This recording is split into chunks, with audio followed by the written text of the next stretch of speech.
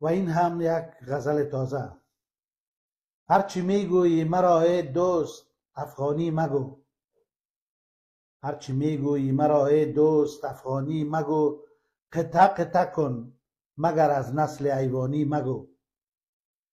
شهرتم شهنامه است و جد من بومسلمان، شهرتم شهنامه است و جد من بومسلمان، نام گمنام مرا غیر از خراسانی مگو. من نه افغانم نه پشتونم نه فرزند پتان، من نه افغانم نه پشتونم نه فرزند پتان، ذات من را بربری از روی نادانی مگو.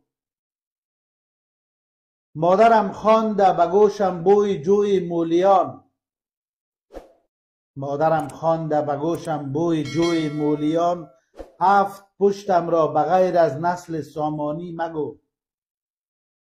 تاجیکم لفظم دری است و زبانم پارسی، تاجیکم لفظم دری است و زبانم پارسی، خواهشم درباره امان چی نمیدانی مگو. هرچی میگویی مرا ای دوست افغانی مگو. و سلام.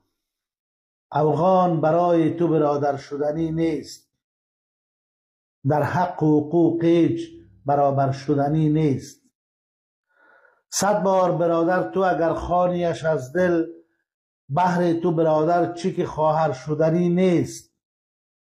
افغان برای تو بدان ماند عزیزم، چون دایه که بر کودک مادر شدنی نیست. این ملک خراسان من و تو دیگر هرگز، تا باشد همین طایفه کشور شدنی نیست. افغان برای تو برادر شدنی نیست، در حق و حقوق هیچ برابر شدنی نیست. و سلام.